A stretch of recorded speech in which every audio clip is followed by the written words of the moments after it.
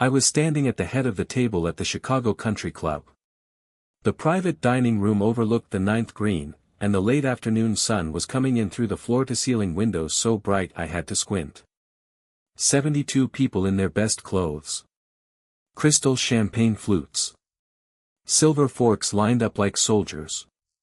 My son, Michael, was at the other end of the table, still wearing his wedding tuxedo from the day before. His new wife, Jessica, was beside him. She was the one on her feet. She tapped a spoon against her champagne glass.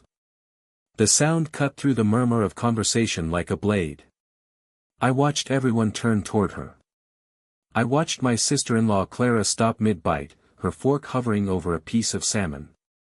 I watched my brother Tom set down his whiskey. I watched Michael smile up at his wife like she was about to deliver a toast that she was not delivering, a toast that everyone, "Thank you for coming to celebrate our wedding," Jessica said. Her voice was bright. Confident. The voice of someone who had rehearsed this. "Michael and I are so grateful for all the love and support you've shown us. But we have an announcement." I felt my stomach tighten. I didn't know why yet. But I knew that tone. I'd heard it before, in boardrooms, in contract negotiations. It was the tone of someone about to deliver terms. Michael stood up next to her. He put his hand on her lower back. "This is something we've been discussing for a while," he said. "And we believe it's the right decision for our future." I set my napkin on the table. My fingers were cold. Jessica looked directly at me. Her smile didn't waver. "Frank, we've decided that you need to move out of the house. We're giving you until Wednesday to pack your things and find a new place to live." The room went silent. I heard a woman's fork clatter against a plate. Someone coughed. The ice in a whiskey glass shifted. I stared at her. "Excuse me, you heard me," she said. "The house on Maple Street is ours now. Michael and I need space to start our family. You can't live in the master bedroom forever. It's just not practical." My throat went dry. I tried to swallow, but there was nothing there. "Jessica, I have lived in that house for 34 years. I raised Michael in that house. His mother. Eleanor is gone, Frank," Jessica interrupted. "I know that's hard for you. But life moves forward. And we're moving forward. The retirement village on Maple Street has a vacancy. I already called them. You can move in by Thursday." I looked at Michael. He wouldn't meet my eyes. He was staring at the tablecloth, tracing a pattern with his thumb. "Michael," I said. My voice came out hoarse. "Is this true? Did you agree to this?" He looked up. His face was red. He looked like a teenager who'd been caught sneaking out. "Dad, it's not like that. It's just. You're 72. The house is too big for you. And Jess and I are thinking about kids. We need the space." "Kids," I repeated. "You want to have kids in the house where your mother died?" "Frank, that's morbid," Jessica said. "We're not going to live in a haunted house. We're going to make it our own. Modernize it. You can visit, of course. We're not monsters." I felt something crack inside my chest. Not my ribs. Something deeper. Something I hadn't felt since the day I held Eleanor's hand in the hospital and watched the heart monitor flatline. I looked around the table. My brother Tom wouldn't meet my eyes. My sister-in-law Clara was studying her salmon like it held the secrets of the universe. My cousin Margaret was staring out the window at the ninth green. No one said a word. No one defended me. 72 hours, I said. "You're giving me 72 hours to leave my own home." Jessica nodded. "We've already scheduled the painters for Thursday morning. The flooring guys come Friday. So really, you've got about 70 hours if you factor in drying time." I heard a woman gasp. I think it was Margaret. But still no one spoke. I looked down at my hands. My knuckles were white. My fingernails were digging into my palms so hard I could feel the crescents forming. I forced myself to relax. I picked up my water glass and took a long drink. The water was lukewarm. It tasted like metal. Jessica, I said, setting the glass down, that house is not in your name. It's in Michael's name, she said. He showed me the deed. It was transferred 3 years ago. It's ours. I looked at Michael. You showed her the deed, he shrugged. She asked. I thought it was fine. You said it was a gift. It was a gift for tax purposes. It wasn't a gift for you to throw me out on the street. Dad, we're not throwing you out on the street, Michael said, exasperated. We're helping you transition. The retirement village is nice. They have a pool. They have bingo. I don't want bingo, Michael. I want my house. You can't have it, Jessica said flatly. The wedding is over. The guest room is already being converted into a nursery. We've bought the paint. We've bought the crib. It's happening.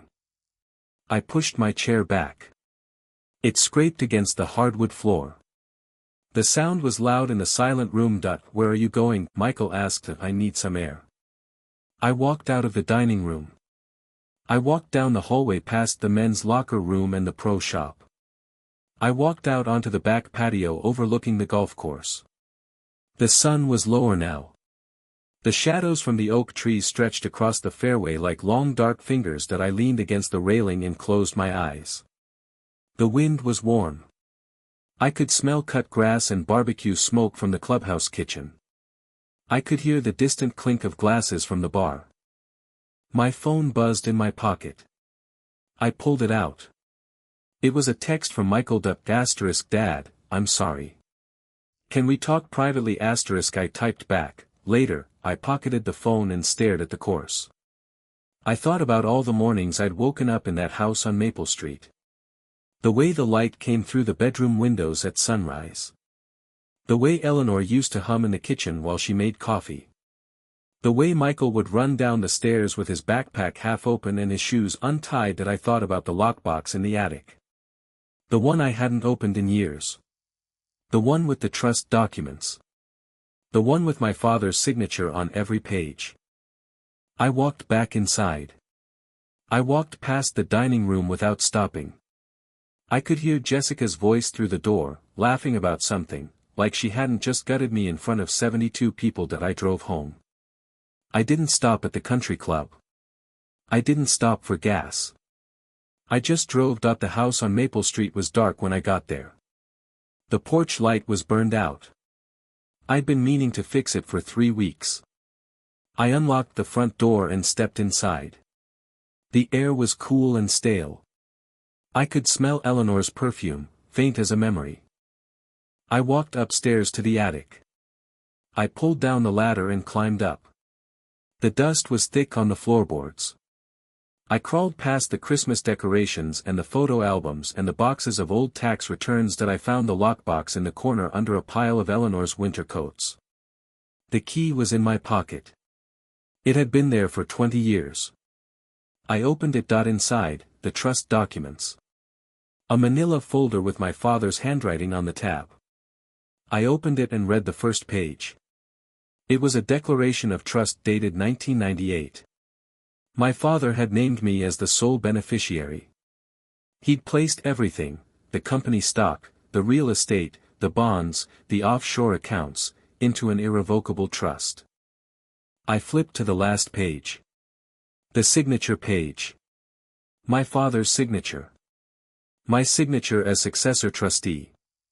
And the name of the bank that held the accounts. That I read the balance sheet attached to the back. I read it twice. 3 times. $90 million. Give or take. That I sat back on my heels. My knees ached. My throat was dry. I could hear a car pass by on the street outside. I could hear the wind rattling the window in the attic. That I closed the folder. I put it back in the lockbox. I carried the lockbox down the ladder and into my bedroom. I closed the door and sat on the edge of the bed. Eleanor's bed. The bed where she'd taken her last breath. I opened my phone. I looked at Michael's text. Dad, I'm sorry. Can we talk privately? I didn't answer it. Instead, I scrolled through my contacts and found an old number. Harold Finch. My lawyer. We hadn't spoken in 5 years. I pressed call. Harold, I said when he answered. It's Frank Morrison. Frank, he said, surprised. It's been a while. Everything okay? No, I said. It's not. I need to make some changes to my estate plan. Specifically, I need to remove Michael as a beneficiary on every document you have for me. There was a pause. Frank, are you sure that's a major step? I'm sure. Can I ask what happened? He married Jessica. And she just gave me 72 hours to move out of my house. Another pause. Then Harold said, You're talking about the house on Maple Street. The one you put in his name. Yes. Frank, I warned you about that. I told you to keep control. I know. I made a mistake. Okay, Harold said. I can draft the documents. But I need to warn you, your son could challenge this. He's an heir. He'll argue undue influence. He can argue whatever he wants, I said. But he doesn't know about the trust. He doesn't know about the 90 million. And if I'm right, he's not going to find out until it's too late. I hung up and sat in the dark room. I held the lockbox in my lap and listened to the house settle around me. The creak of the floorboards. The hum of the refrigerator downstairs. The silence of the attic above. I thought about Jessica. I thought about the way she'd smiled when she said, 72 hours. I thought about the way Michael had stared at the tablecloth and refused to look me in the eye. I thought about the trust documents. And I made a decision.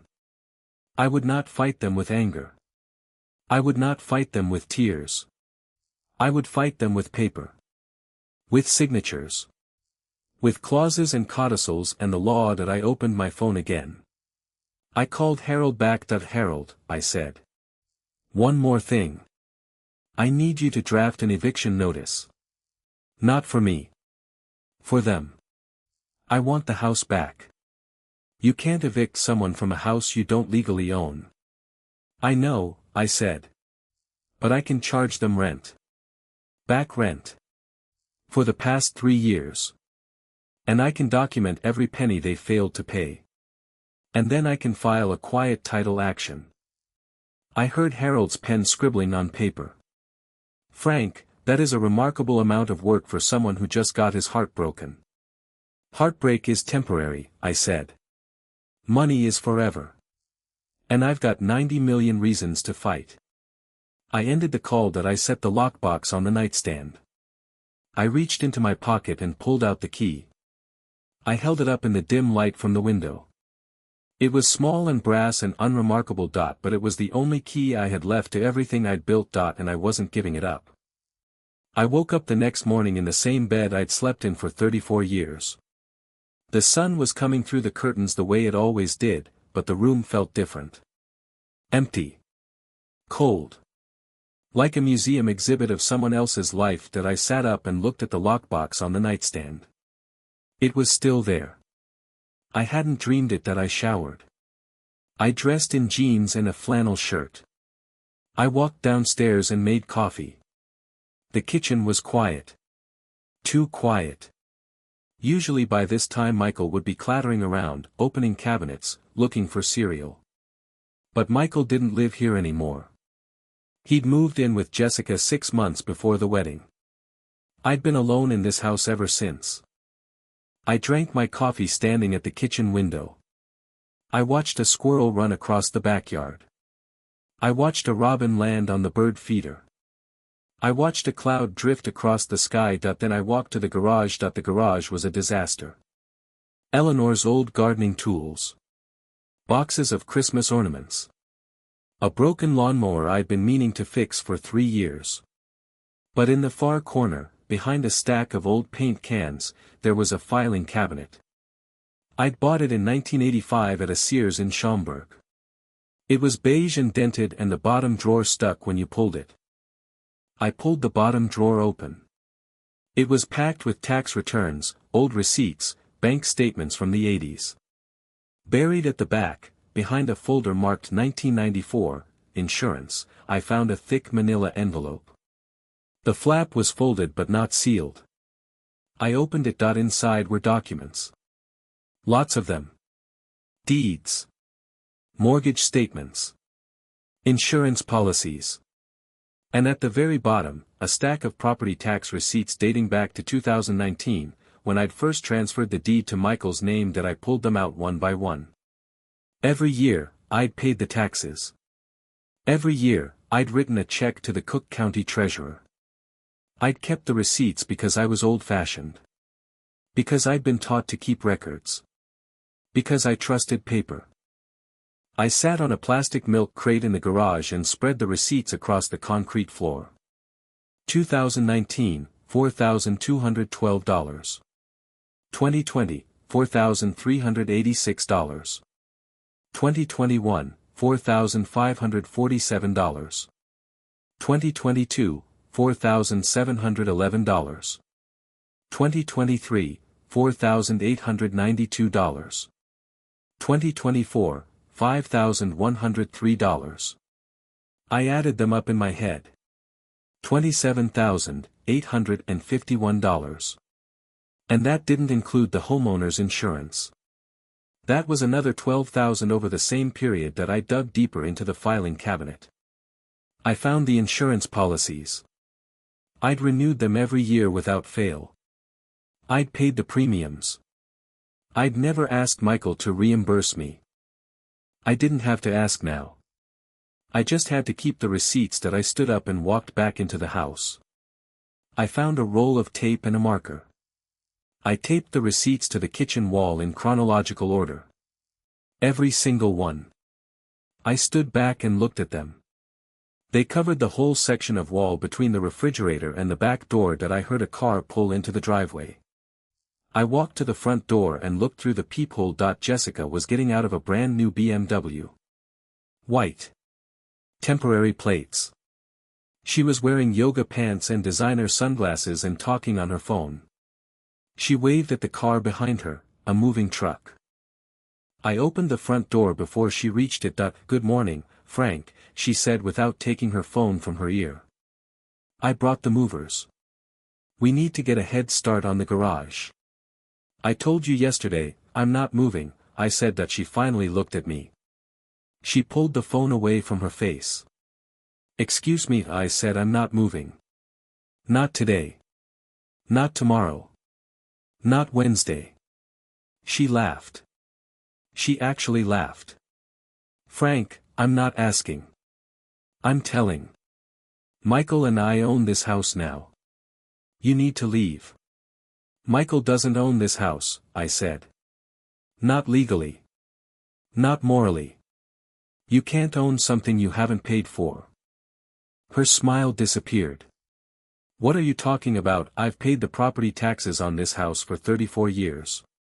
I've paid the insurance. I've paid for every repair. Every new roof. Every furnace. Every leaky pipe. I've paid for all of it, Jessica. And I have the receipts. She stepped closer. The deed is in Michael's name. The deed is a piece of paper. It doesn't mean anything if you're not paying the bills. In the state of Illinois, a deed transfer doesn't absolve the original owner of responsibility. And it doesn't give the new owner the right to evict someone without a formal process. She crossed her arms. You think you're smarter than me, Frank. You think you can out-lawyer me? No, I said. I know I can out-lawyer you. My lawyer is Harold Finch. He's been practicing for 42 years. He's never lost a property case. She stared at me. For the first time, I saw something flicker in her eyes. Doubt it. The movers are here, she said, pointing at the truck. They're not leaving without your junk. They can load whatever they want, I said. But I'm not signing anything. And if they touch my personal property, I'll call the cops and file a trespassing report. It's still my legal residence until a judge says otherwise.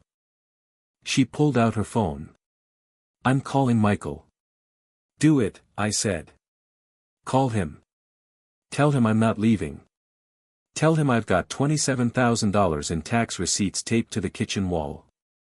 Tell him I'm going to sue him for back rent. Her fingers stopped moving. She looked at me with narrowed eyes. Back rent 3 years, I said. That's how long he's been on the deed. And he hasn't paid a cent for the privilege. That makes him a tenant in arrears. You're bluffing. Try me. She stared at me. I stared back. The movers were standing on the driveway, watching us. The driver had his arms crossed. The second man was chewing tobacco and spitting into the bushes. Jessica lowered her phone. I'm going to call Harold Finch myself, she said. I'm going to ask him if you're legally allowed to do this. Go ahead, I said. His number is in the book. But be prepared. He's going to tell you the same thing I just told you. She walked back to her car. I heard her talking on the phone, her voice high and angry. I couldn't hear Harold's side of the conversation, but I could hear her say, "What? No, that's not, he can't, fine. Fine." She hung up. She got back in the BMW and started the engine. Jessica, I called out, walking toward her. I'm not your enemy. I'm not trying to hurt you. But you can't push me around. I've been pushed around for 3 years, and I'm done. She rolled down the window. Her eyes were red. Her jaw was tight. He said you could do it. He said you could sue Michael for rent. He said you could put a lien on the house. If he doesn't pay, I said that I'm going to find a way to fight this, she said. I know people. My father knows people. We'll sue you for harassment. We'll sue you for emotional distress. We'll bury you in legal fees. I'm not worried, I said. I've got plenty of money. She laughed again. You're a retired civil engineer, Frank. You have Social Security and a pension. I smiled. It wasn't a happy smile. It was the smile you give someone before you deliver bad news to think whatever you want, Jessica. But if I were you, I'd start packing. She rolled up the window and peeled out of the driveway. The movers followed her. The truck lumbered down the street and out of sight that I walked back inside. I poured a second cup of coffee. I stood in the kitchen and looked at my wall of receipts. Then I went to the study and pulled out the phone book. I looked up a name I hadn't called in years. The Cook County Recorder of Deeds. I dialed the recorder's office. A woman answered. Hi, I said. This is Franklin Morrison. I own a property at 214 Maple Street in Skokie. I need to file a mechanic's lien.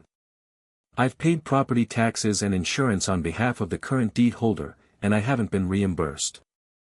Sir, mechanic's liens are usually for contractors, she said. No, I said. But I'm a contractor of sorts. I've been maintaining the property. I've been keeping it from foreclosure. That makes me a de facto creditor. There was a pause.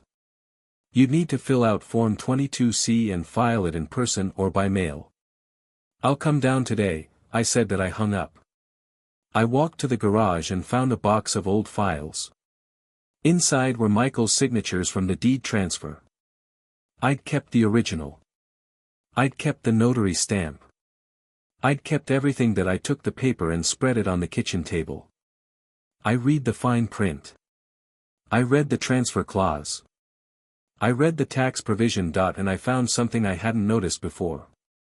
In the transfer document, there was a line that said, *, grantee agrees to assume all future tax obligations and property maintenance costs. *. Michael had signed that line. His signature was right there. In blue ink. That I sat back. I started laughing. I couldn't help it. The sound came out of me like a cough. Michael had signed a contract. He'd agreed to pay the taxes. And he'd never paid a cent. That wasn't just a moral failure. That was a breach of contract.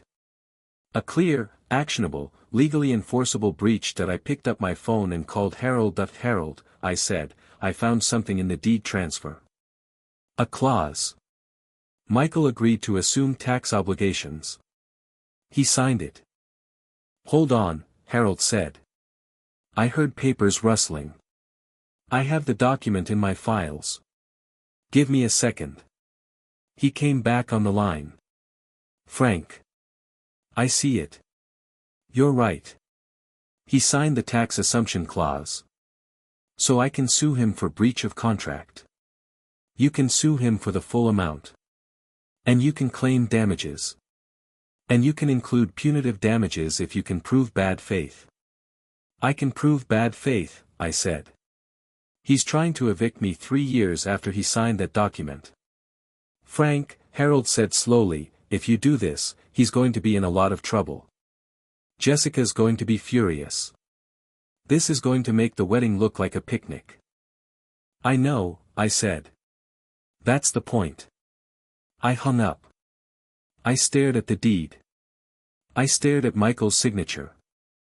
I remembered the day we'd signed it. He'd come to my office. He'd asked me to co-sign a car loan. I'd said no. He'd said, Dad, you never help me with anything. I'd felt guilty. So I'd signed the deed instead. I thought about Eleanor. If she could see me now, what would she say? She'd probably be disappointed in Michael.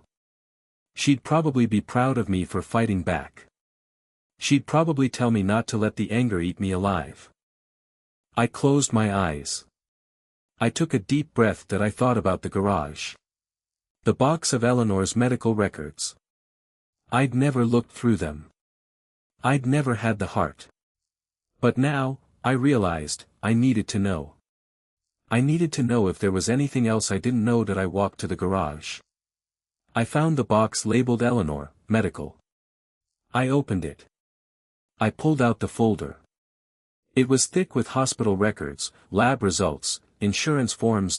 And at the bottom of the stack, there was an envelope I'd never seen before. It was addressed to Eleanor. It was from the hospital. The date stamp was from 1985. A week before Michael was born. I opened it. Inside was a single piece of paper. It was a paternity test request. Eleanor had requested it. She'd wanted to confirm that Michael was mine. I felt my stomach drop. I felt the blood drain from my face. I sat down on the garage floor, the paper still in my hands. She doubted me. My wife. The woman I'd loved with my whole heart.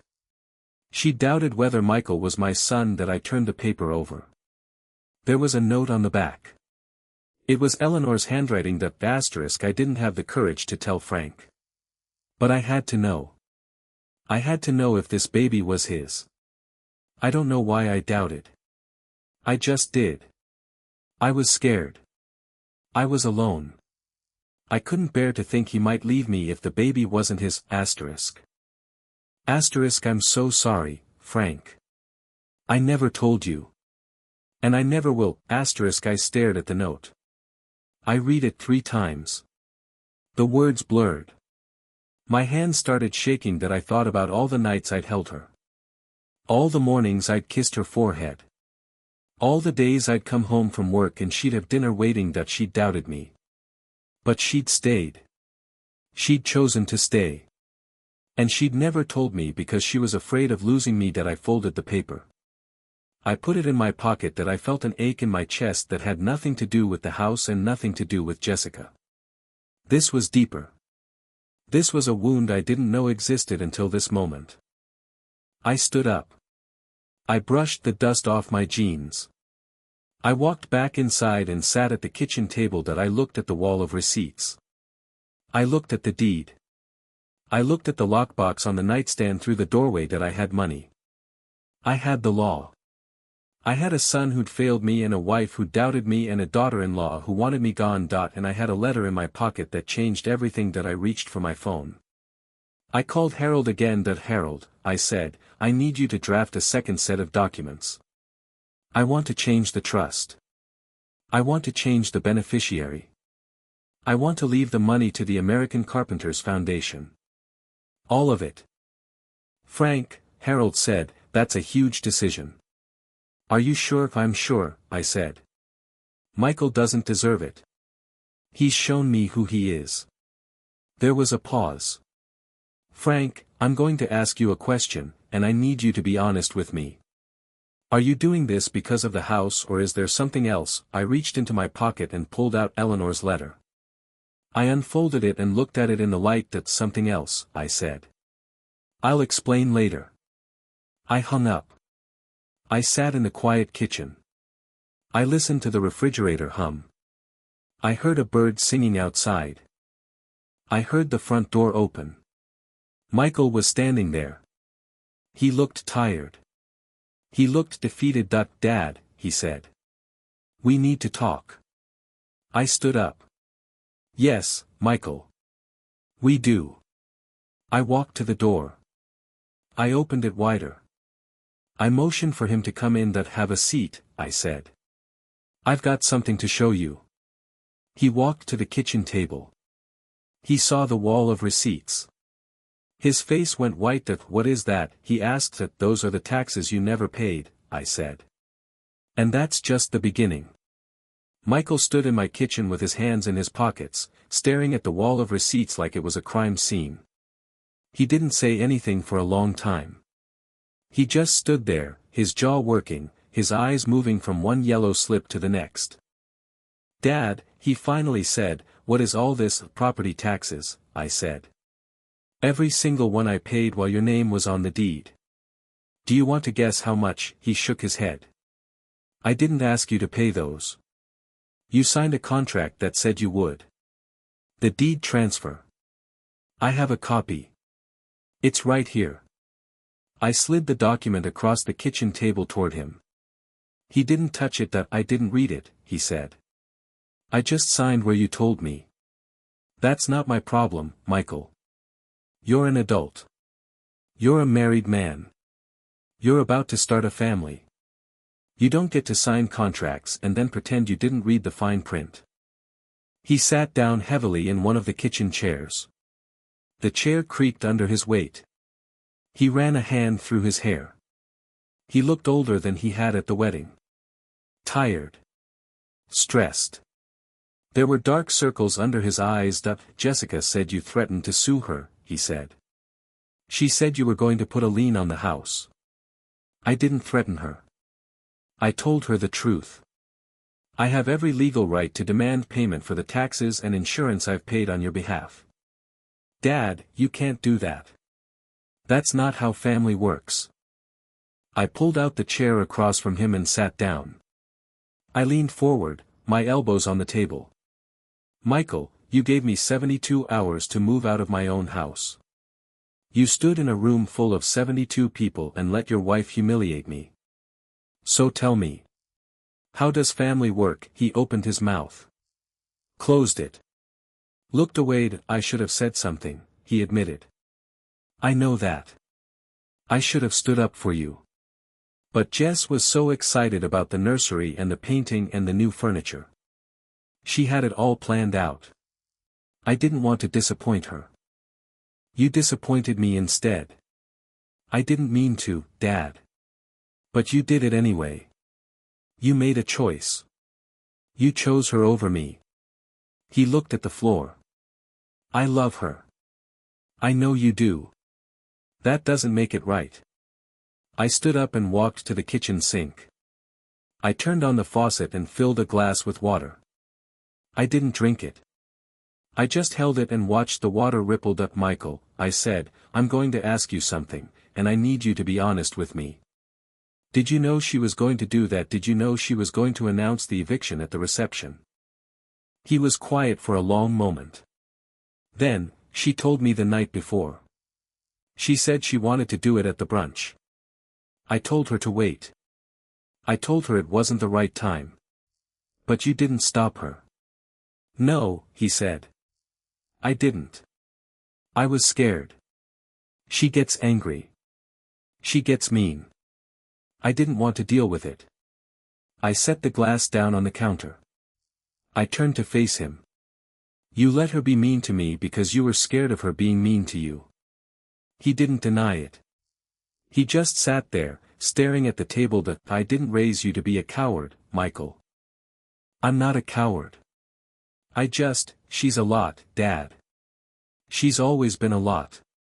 But I love her. And she loves me. She does. She just doesn't show it the way normal people do. I walked back to the table. I sat down. I'm going to tell you something, son. And I need you to listen. Not just hear the words. Actually listen. He nodded. I've been holding something back from you. Something I should have told you a long time ago. I kept it from you because I wanted you to build your own life. I didn't want you to be dependent on me. I wanted you to earn your own way.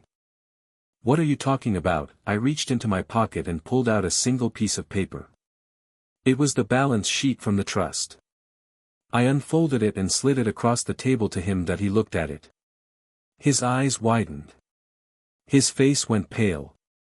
What is this? That's the current balance of the Morrison Family Trust. It was established by your grandfather in 1998.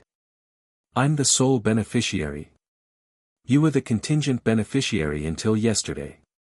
$90 million, he whispered. You have $90 million. I have $90 million. He stared at the paper. He looked up at me. He looked back at the paper. You never told me. All those years, you never told me. I told you I had savings. I told you I was comfortable. I didn't tell you I had $90 million because I didn't want it to change you. Well, that didn't work, he said bitterly. I married a gold digger. Did you marry her for her money? She doesn't have any. She comes from a family with nothing but credit card debt and a house in foreclosure. I married her because I loved her. But she married me because she thought I was going to inherit from you. Did she tell you that? She didn't have to. I figured it out. She asked about your finances 100 times. She kept pushing me to ask you for money. She wanted me to ask you to pay for the wedding. I told her no. Good, I said. That was the right thing to do. But it was never enough. She always wanted more. A bigger house. A nicer car. A vacation to Europe. I couldn't give her any of that. I looked at my son. He looked broken. Defeated. He looked like a man who'd realized he'd been used. Michael, I said, I changed the trust. I removed you as the beneficiary. I'm leaving the money to the American Carpenters Foundation. He didn't react at first. Then his face crumpled. You disinherited me. I made a decision based on your actions. Dad, you can't do that. I'm your son. I'm your only son. I can do whatever I want. It's my money. My father's money. And I'm not going to let a woman I've known for 8 months take it away from me. I didn't take anything, he said. I didn't even know it existed. You didn't stop her from trying. You stood there while she announced I had to move out. You didn't say a word. You didn't defend me. And that's the part one can't forgive, Michael. Not the money. The silence. He put his head in his hands. I heard him sob once, then stifle it. He'd never been much of a crier. Even as a kid, he'd held it all inside. That I reached across the table and touched his arm. I'm not doing this to punish you. I'm doing this to wake you up. You need to understand what you're dealing with. Jessica is not a good person. She's manipulative. She's selfish. And she will ruin you if you let her. She's my wife. She's your wife for now. But that can change. Marriage isn't a life sentence. It's a choice you make every single day. And you can choose to walk away if you're being treated badly. He looked up at me. His eyes were red. Are you telling me to divorce her? I'm telling you to think about it. Really think about it. Is this the life you want? Is this the person you want to spend the rest of your life with? He didn't answer. He just stared at me. Come on, I said. Let's go for a drive. We got in my truck. A 2012 Ford F-150. Faded blue. A crack in the windshield from a rock kicked up on I-294. It was old and beat up, and it still drove like the day I bought it. That I drove us to Skokie. To the recorder of deeds office. I parked in the lot and turned off the engine. Why are we here? Michael asked. I'm going to show you something. I want you to see what happens when you make promises you don't keep. We walked inside. The building was old and smelled like stale coffee and paper. I led Michael to the counter and handed the clerk the Form 22C I'd filled out. She looked at it. She looked at me. Mr. Morrison, she said, you're filing a mechanic's lien on your own house, on a house that's been transferred to my son, I said. He hasn't paid the taxes or insurance for 3 years. I've paid everything. I'm now filing to recoup those costs. Michael stood behind me, silent. I could feel him staring at the back of my head. The clerk processed the filing. She stamped it. She gave me a receipt. This will be recorded. A copy will be sent to the current deed holder within 30 days. Thank you, I said. I turned and walked out. Michael followed me. He didn't say anything until we were back in the truck. Dad, you just filed a lien on my house. On the house you failed to pay for, I said. You signed a contract, Michael. You broke that contract. There are consequences. I'm going to lose the house, he said quietly. Then you're going to lose the house. But you might lose something worse if you stay with Jessica. He looked at me. His jaw was tight. What do you mean? I mean she's going to drain you dry. She's going to take everything you have and then blame you for not having more. I've seen it before. I saw it happen to my brother. I saw it happen to men I worked with. Women like Jessica don't change. They just get more expensive. He stared out the window. The sun was setting behind the office buildings. The sky was turning orange and pink. Where would I go? He asked. If I left her. Where would I live? You could stay with me, I said. The house is big. There's plenty of room. But you have to earn your keep. You have to work. You have to start contributing. I don't have a job. I quit my job 2 months ago. Jess wanted me to focus on the wedding. You can start looking tomorrow. I'll help you. I know people. But you have to make the first move. He was quiet for a long time. Then, I'm scared, Dad. I know you are. Divorce is scary. Starting over is scary. But staying in a bad marriage is scarier. Trust me. I've seen what happens to men who stay. I started the engine. I pulled out of the parking lot and headed home. Dad, he said, if I leave her, will you change the trust back? I didn't answer right away. I kept my eyes on the road. I watched a red light turn green. I signaled and turned left. No, I said. I'm not going to change the trust back. You need to know that I'm serious. The money isn't coming back. Not until you prove to me that you can stand on your own 2 feet. Prove how. Get a job. Pay off your debts. Learn to live without credit cards and leased cars and $500 dinners. Show me you're not the man who stood silent while his wife humiliated his father. He nodded slowly. Okay. I can do that. I hope so, son. I really hope so. We drove home in silence. When we pulled into the driveway, Jessica's BMW was there. She was standing on the front porch with her arms crossed and her face like thunder. Michael turned to me. Dad, I don't think I can do this tonight. You're going to do it now, I said. Or you're going to do it later. But it's going to happen. He got out of the truck. He walked toward her. I watched from the driveway to, "Where have you been?" Jessica demanded. "I've been calling you for hours." "With my dad," Michael said. "We went to the recorder of deeds. He filed a lien on the house." Her face went white. "He did what?" "He filed a lien," Michael repeated. "For the taxes and insurance he's been paying. Over $40,000. You let him do that.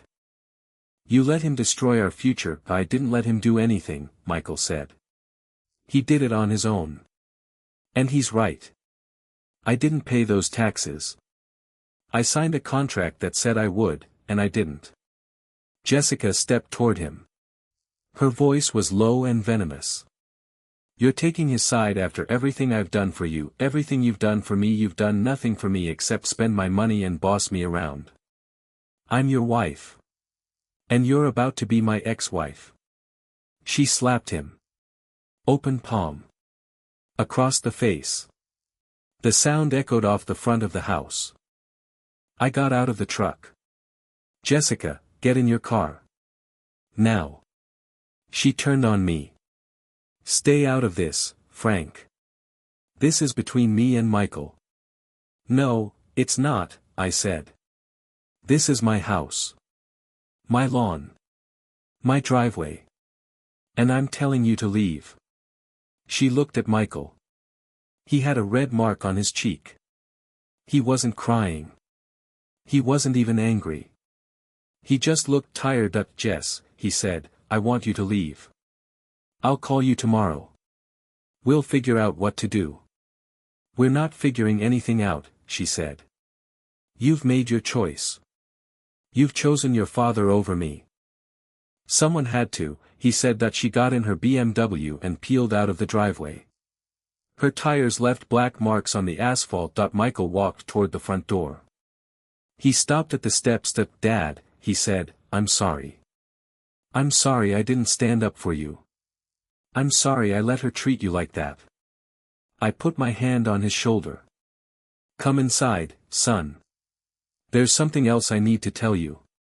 We walked into the house. I led him to the kitchen. I reached into my pocket and pulled out Eleanor's letter. I unfolded it and handed it to him. He read it. His hand started shaking. "What is this? Why did Mom request a paternity test?" "Because she was scared," I said. "She was scared I would leave her if the baby wasn't mine." "Was it mine?" he asked, his voice cracking. You're still my father, right?" I looked at him. "Yes. You're my son. The test proved it. But I didn't find this letter until yesterday. She never told me she doubted me." He stared at the letter. "She lied to us. She was scared, Michael. Just like you were scared when Jessica was being cruel. Just like I was scared when I found this letter." He looked up at me. "What do we do with it?" "We don't do anything with it," I said. "We keep it. We remember that fear makes people do strange things. And we don't let it destroy what we have." He folded the letter and gave it back to me. "Okay," he said. "Okay." I put it back in my pocket. I looked at my son. He looked like a little boy again. Lost and scared and looking for answers. "Come on," I said. "Let's get dinner. There's a Waffle House on Dempster. I'll buy you a burger." He smiled for the first time all day. "I'd like that, Dad." We drove to Waffle House. We sat in a booth and ordered cheeseburgers and fries. We talked about baseball. We talked about his mother. We talked about nothing at all. And in the middle of it, I made a decision. I wasn't going to let Jessica win. Not the house. Not the money. Not my son. That I had the law on my side. I had the receipts. I had the documents. And I had a son who was finally ready to fight. That night, I lay in bed and stared at the ceiling. My phone buzzed. A text from Harold. Lien filed. Quiet title. Action scheduled for 30 days from now. You're in a good position. I typed back, good. Let's finish this, asterisk. I closed my eyes. And I smiled. The courthouse in Chicago was a gray block of concrete and glass that looked like it had been designed by someone who hated sunlight. I'd been there before, back when Eleanor and I had fought the insurance company after her diagnosis. That felt like a different lifetime. Back then, I'd walked these halls with a dying wife and a heart full of fear. Now I walked them with a folder full of receipts and a heart full of something colder. Harold met me at the entrance. He was wearing a navy suit that had seen better decades. His tie was crooked and his glasses were perched on his nose like they'd been there since the Nixon administration. He carried a leather briefcase that was scuffed and cracked and held together with electrical tape. Frank, he said, shaking my hand. You ready? I've been ready for 3 weeks. Good. Because Jessica's lawyer filed a motion to dismiss. They're claiming the lien is invalid because you transferred the deed voluntarily. Voluntarily, but with conditions. Conditions Michael signed.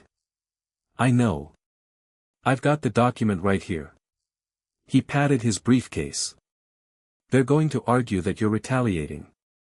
That this is a family dispute disguised as a legal action. It's both. And I don't care what they argue.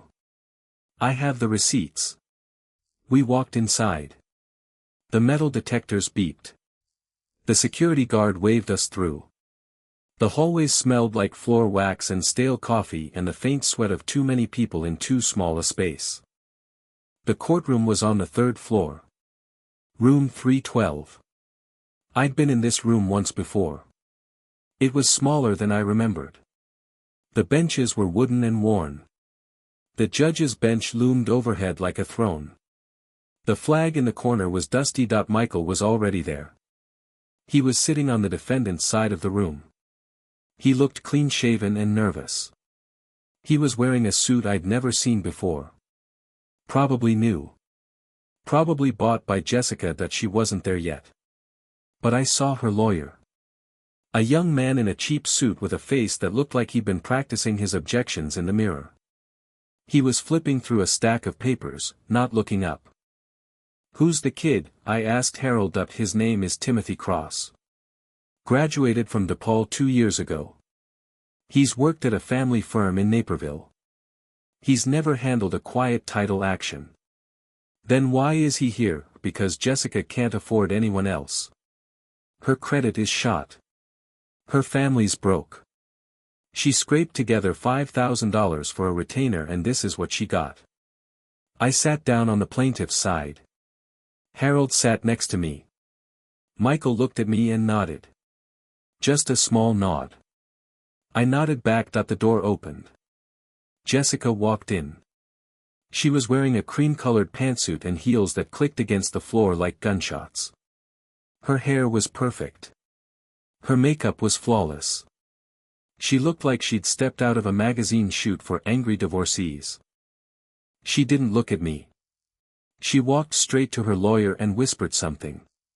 He nodded. She sat down and crossed her legs. Her foot was bouncing. Nervous energy. Fear. That I knew that look. I'd seen it on clients I'd interviewed for engineering contracts. It was the look of someone who'd bet everything on a bluff and was about to see if the cards were going to fall. The bailiff walked in. All rise. The Honorable Marlene O'Donnell presiding. Judge O'Donnell walked to the bench. She was a tall woman with silver hair pulled back in a tight bun. She wore reading glasses on a chain. She sat down and adjusted the microphone. Good morning, she said. We're here for the case of Morrison versus Morrison. Quiet title action, mechanics lien, and eviction proceedings. I've reviewed the filings. Mr. Finch, is the plaintiff ready? Harold stood up. Ready, Your Honor. Mr. Cross, is the defendant ready? The young lawyer stood up.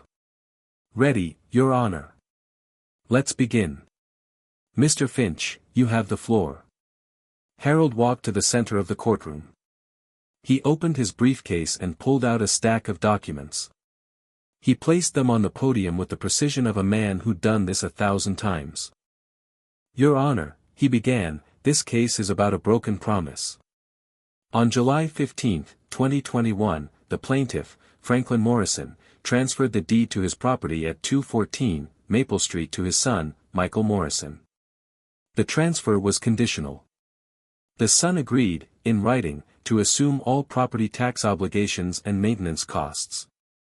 He held up the deed. I have a copy of that document here. It's been notarized. It's been filed. And it's been signed by both parties.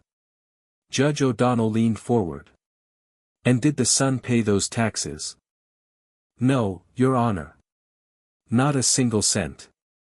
In fact, the plaintiff paid all taxes, insurance, and maintenance costs for 3 years.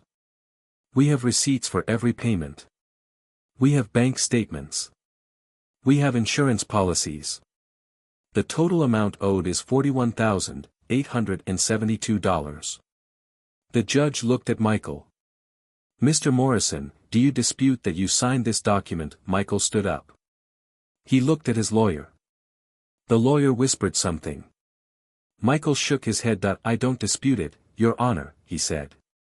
I signed it. I didn't read it carefully. But I signed it.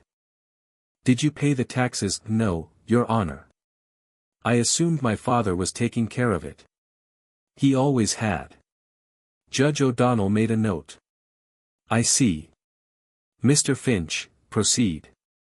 Harold pulled out another document. This is the quiet title action, Your Honor. Based on the unpaid taxes, the plaintiff is requesting that the deed be quieted in his name. He's maintained the property. He's paid the bills. He's treated it as his own residence throughout the entire period. Jessica's lawyer stood up. Objection, Your Honor. The deed transfer was a gift. Gifts don't come with conditions. You can't retroactively turn a gift into a loan. Harold didn't flinch. Your Honor, the conditions were written into the deed itself. Mr. Morrison didn't just give his son a house. He gave him a house with clear, legal obligations. Those obligations were not met. That's breach of contract. Judge O'Donnell looked at the deed. She read the clause. Mr. Cross, this document clearly states that the grantee assumes tax obligations. That's not ambiguous language. Your Honor, my client was not represented by counsel when he signed this document. He didn't understand what he was agreeing to. That's not the court's problem, the judge said. Ignorance of the law is not a defense. You should have had him read the document before he signed it. Cross sat down. Jessica stared at the judge. Her foot stopped bouncing. Her face went pale. Judge O'Donnell turned to me. Mr. Morrison, what do you want from this court? I stood up. Your Honor, I want what's mine. The house belongs to me. I built it. I raised a family in it. I paid for it. And I don't think it's fair that I should lose it because my son married someone who decided I was in the way. Jessica stood up. That's a lie. You're only doing this because you're bitter. Because I asked you to move. Judge O'Donnell banged her gavel. Mrs. Morrison, sit down. You'll have your turn. Jessica sat. Her lawyer put a hand on her arm. She shook it off. Judge O'Donnell looked at me. Continue, Mr. Morrison. I paid the taxes, I said. I paid the insurance. I paid for the new roof in 2020. I paid for the furnace repair in 2022. I have all the receipts. I'm not trying to punish anyone. I'm just trying to keep what I've always had. I reached into my folder and pulled out a stack of receipts. I held them up. This is $27,000 in property taxes alone. This is $12,000 in insurance. This is the cost of maintaining a home that my son promised to take care of and failed to. Judge O'Donnell looked at the receipts. She looked at Michael. Mr. Morrison, do you have any intention of paying your father back? Michael looked at Jessica. She stared at him with wide eyes. I could see her mouthing something. Don't say anything. Michael ignored her.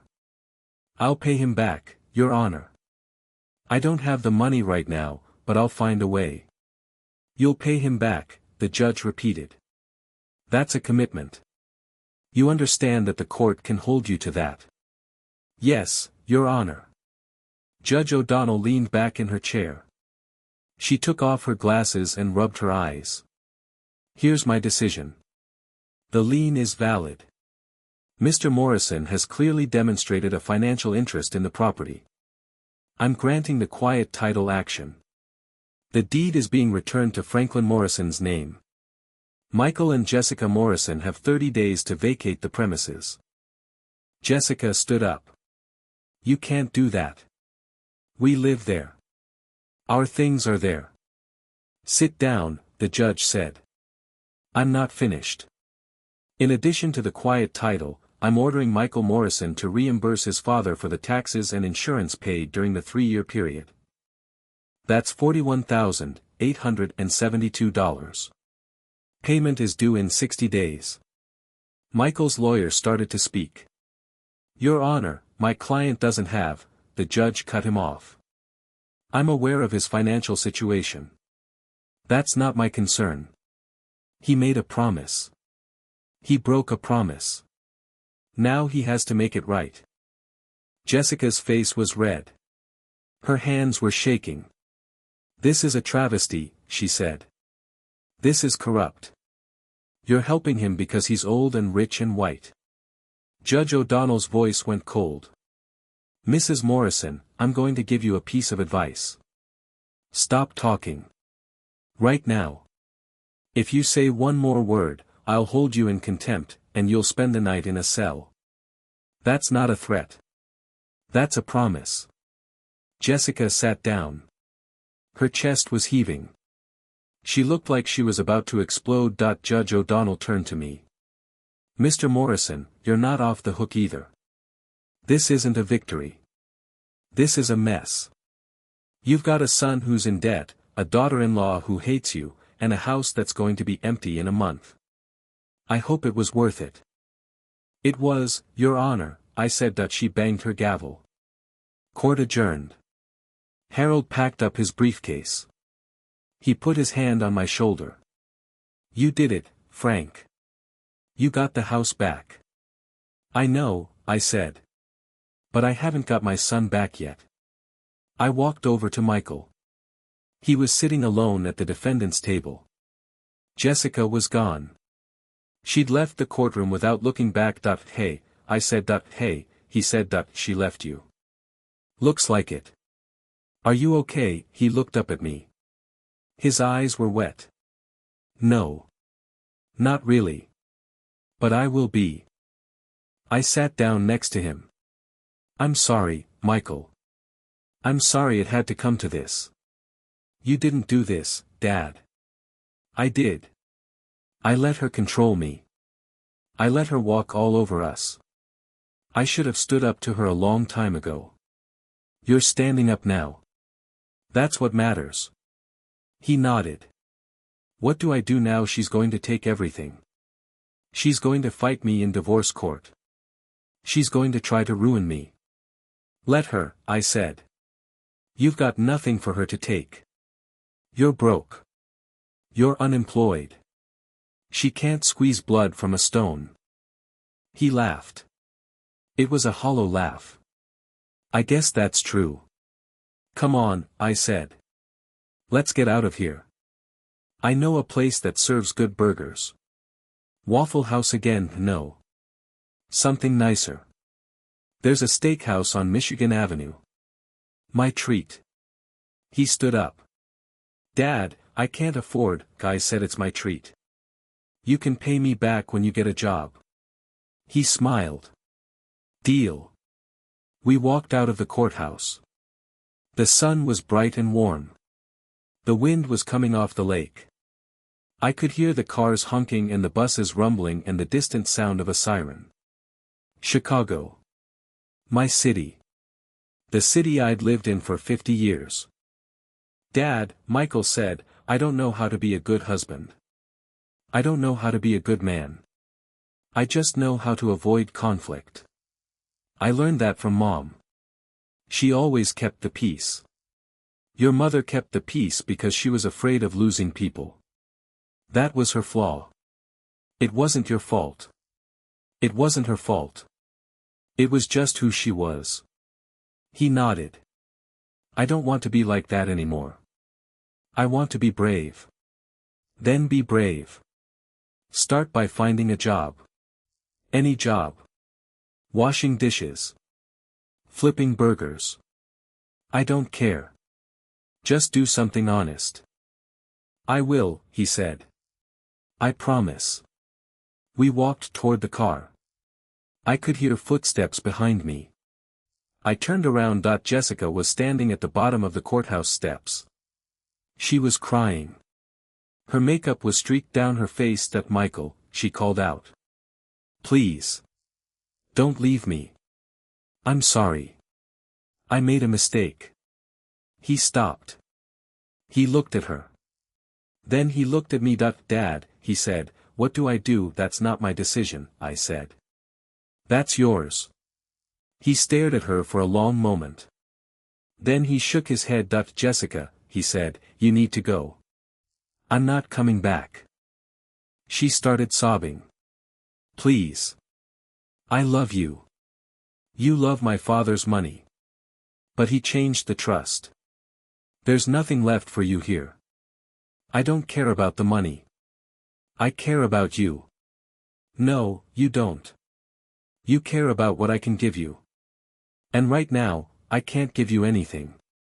He turned away from her. He walked to the car.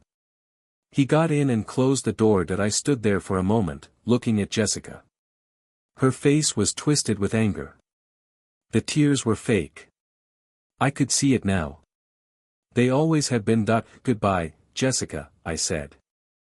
I got in the car. I drove away.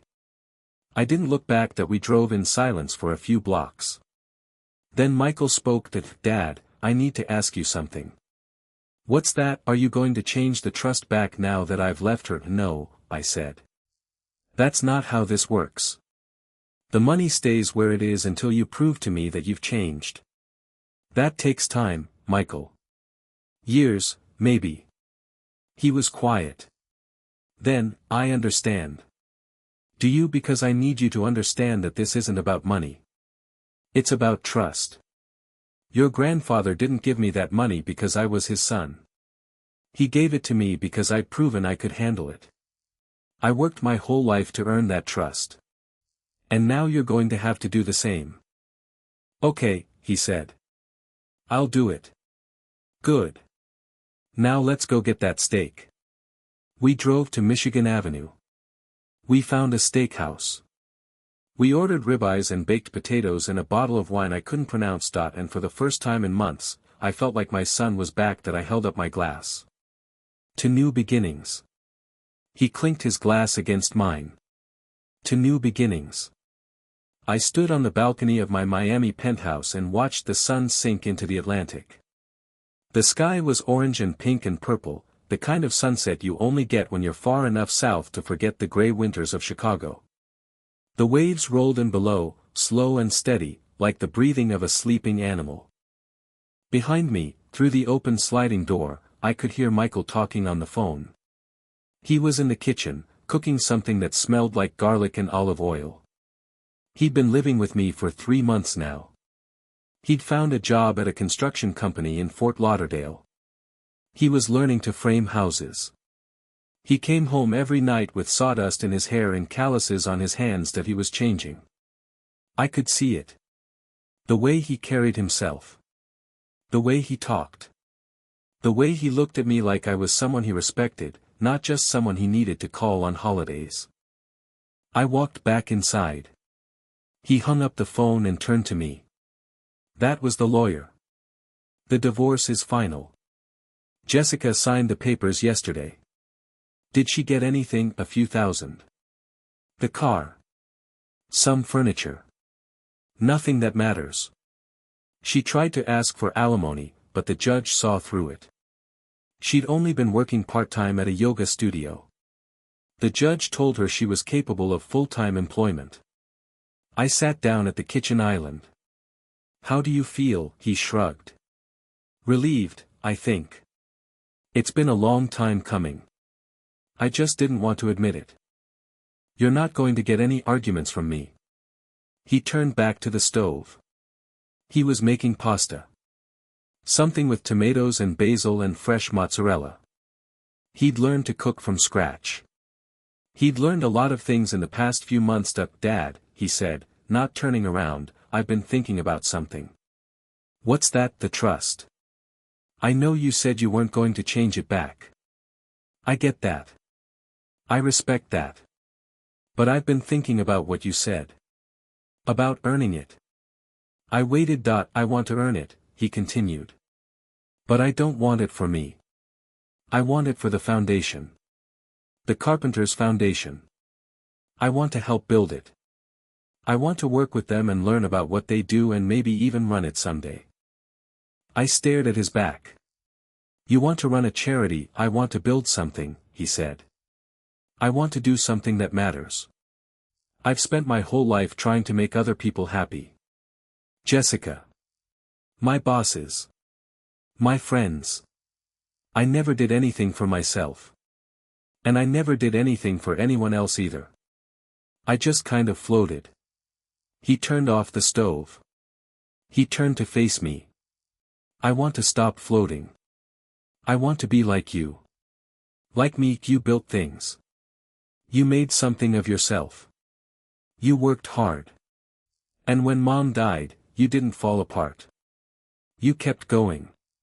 You raised me. You paid the bills. You never complained. I complained plenty, I said that not out loud. That's what I mean. You kept it inside and you kept going. I want to be that strong. I looked at my son. He was still wearing his work clothes. A high-visibility vest over a faded t-shirt. Jeans with paint stains on the knees. Work boots that were scuffed and dirty. He looked like a real man. The kind of man I'd hoped he'd become. Michael, I said, I've been thinking too. About the trust. About the money. About what I want to do with the rest of my life. Okay. I'm not getting any younger. I'm 73. I've got maybe 15 years left if I'm lucky. That's not a lot of time. Dad, you're in great shape. You could live to be 100. Maybe. But I don't want to spend those years sitting in a penthouse watching the sun set. I want to do something. I want to build something. Like what? I stood up. I walked to the counter and picked up a folder. I'd been working on it for weeks. It was filled with plans and blueprints and budget estimates. I handed it to him. He opened it. His eyes moved across the pages. What is this? It's a plan for a new vocational school. In Chicago. On the South Side. I want to build a place where kids can learn trades. Carpentry. Plumbing. Electrical work. Welding. Real skills. Skills that can't be outsourced or automated. Michael looked at me. You want to fund this, with the trust. I'm going to use part of the money to build the school. And I want you to help me run it. He closed the folder. His hands were shaking. Dad, I don't know anything about running a school. You know how to swing a hammer now. You know how to work with your hands. You know what it means to build something from nothing. That's more than most people ever learn. He was quiet. Then, I don't deserve this. It's not about deserving, Michael. It's about choosing. Every day, you choose who you want to be. And for the past 3 months, you've been choosing to be a better man. He walked around the kitchen island. He hugged me. Full embrace, like he used to do when he was a little boy. I felt his shoulders shake. Thank you, Dad. Don't thank me yet. We've got a lot of work to do. A month later, we flew back to Chicago. We drove through the South Side, past the empty lots and the boarded-up buildings. I'd found a property on a side street near the expressway. An old warehouse that had been abandoned for years. The roof was leaking. The windows were broken. The walls were covered in graffiti. But the bones were good. Steel beams. Concrete floor. High ceilings. It had been a machine shop in the 1950s. It was perfect. "We're going to turn this into a school," I said. "Classrooms on the first floor. Workshop space on the second. Offices upstairs." Michael walked through the empty building. He ran his hand along a steel beam. "This is going to cost a lot of money." "I know. I've got it." "And the neighborhood, are they going to welcome us?" I pulled out a folder. Inside were letters from the alderman's office. From the local business association. From the community council. I've been talking to people. They're excited. This neighborhood needs jobs. Needs skills. Needs hope. Michael smiled. "You've been busy. Old men don't sleep much." We stood in the middle of the empty warehouse.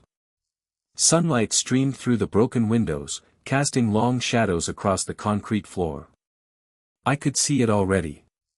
The workbenches. The tools. The students. The future. "Dad," Michael said, "what about Jessica? What if she finds out about this and tries to cause trouble?" "Let her try. She's got no leverage. No money. No credibility.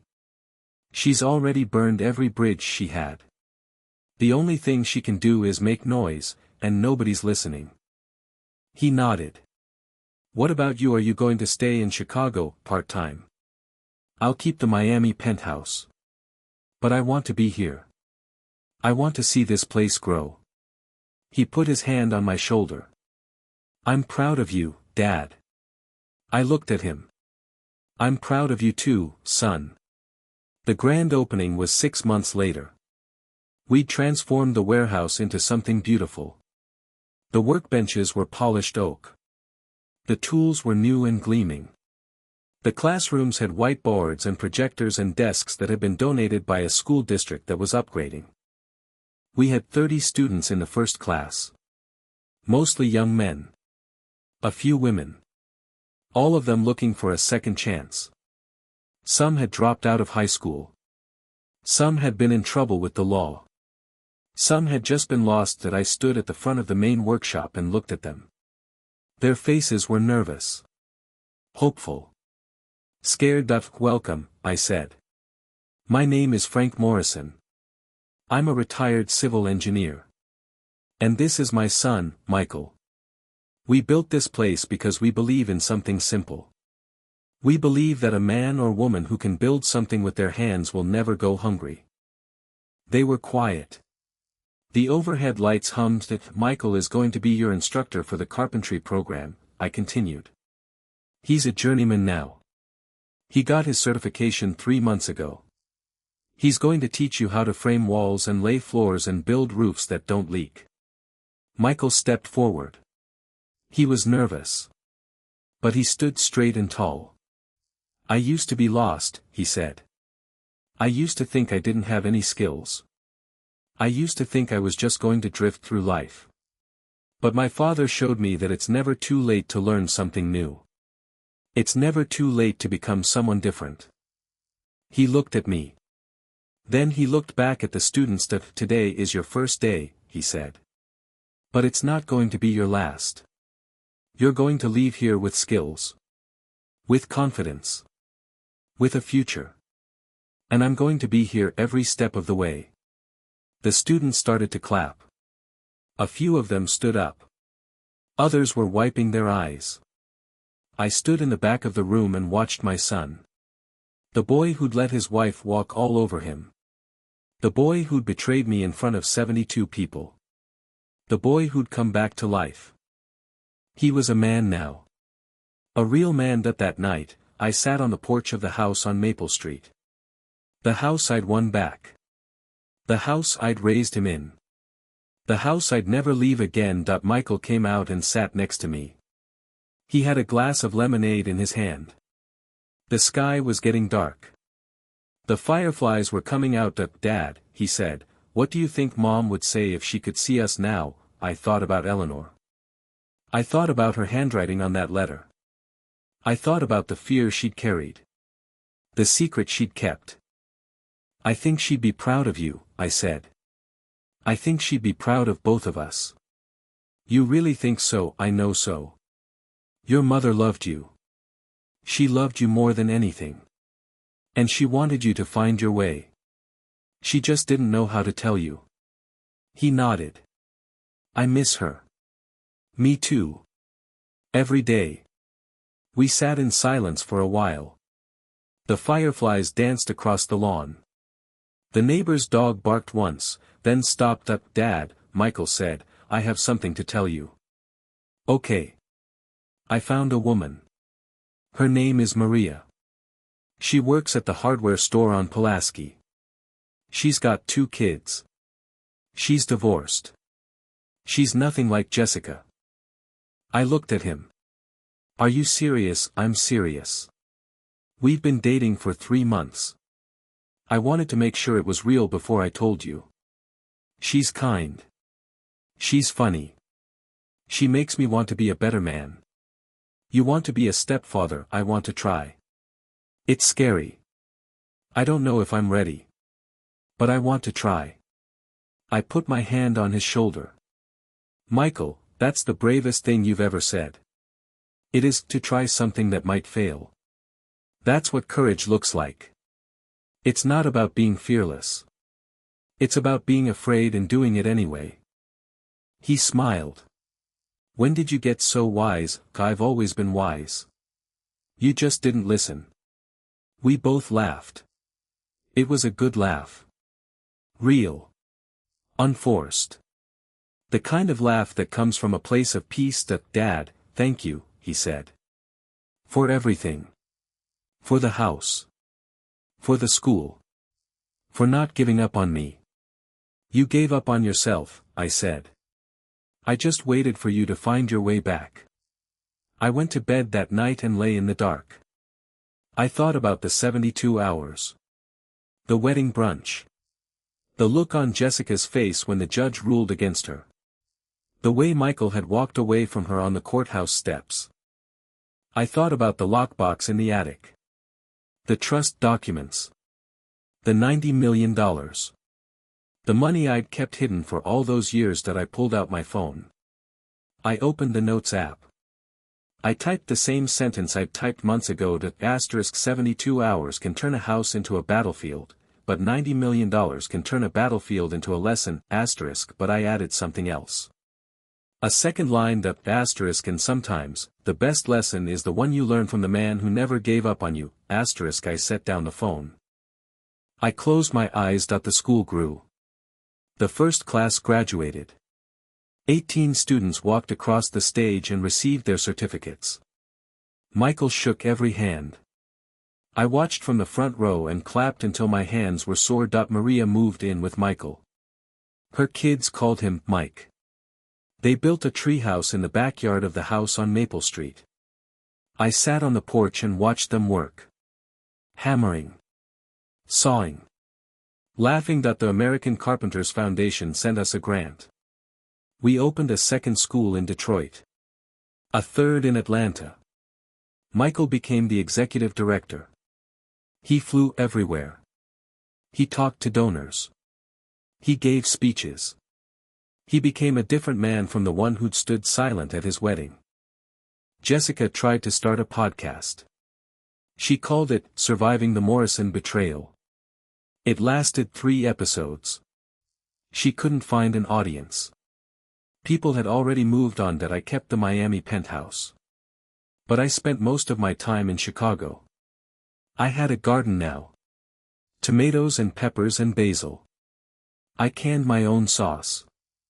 I gave jars to the neighbors. I played chess with an old man named Lou at the park on Thursdays. Life was quiet. Simple. Good. One night, Michael came to visit me. He had a letter in his hand. Dad, he said, I found something in the attic. A box of Mom's old things. I think you should see this. He handed me the letter. It was in Eleanor's handwriting. The same handwriting I'd seen on the paternity test request at Frank if you're reading this, I'm gone. I'm sorry I never told you about the test. I was scared. I was weak. But I want you to know that I never doubted you again after Michael was born. I looked at his face and I saw you. I saw everything good in you. And I knew, I loved you. I still love you. And I hope you can forgive me for not telling you the truth, Your Eleanor. I read it twice. Then I folded it and put it in my pocket. Dad, Michael said, are you okay? I nodded. Yeah, son. I'm okay. I went to the window. I looked at the garden. The tomatoes were ripe. The peppers were red. The basil was fragrant. Did she know? Michael asked. About the money. She knew I had something. She never asked for details. Did she ever try to take it? No, I said. She never touched it. She didn't want my money. She just wanted me. That was the difference. Eleanor had wanted me for who I was. Jessica had wanted me for what I had. I thought about the 72 hours. The wedding brunch. The eviction notice. The court case. All of it had been a gift. A terrible, painful, brutal gift. It had shown me who my son really was.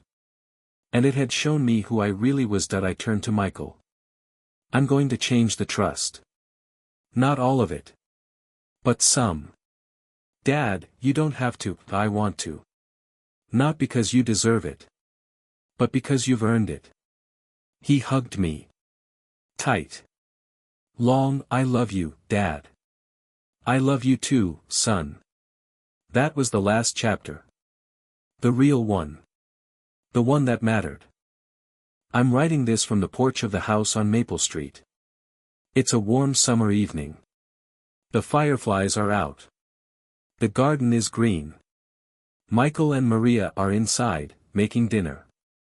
The kids are chasing each other through the yard. I've got a glass of iced tea in my hand and the lockbox from the attic on my lap. I open it. I look at the trust documents one last time. Then I take out a pen and write my name at the bottom of a new document. The document says that upon my death, the trust will be split into 3 parts. 1 part goes to the American Carpenters Foundation.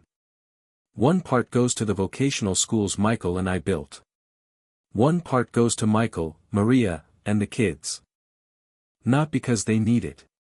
But because they'll know what to do with it. I close the lockbox. I lean back in my chair. The fireflies glowed. The kids laughed. The sun sets over the maple trees. And I smiled. What would you have done in my shoes? Would you have given Michael another chance, or would you have walked away and never looked back? Drop your verdict in the comments. I'm still figuring out my own answer, but tonight, for the first time in years, I think I finally know what it is.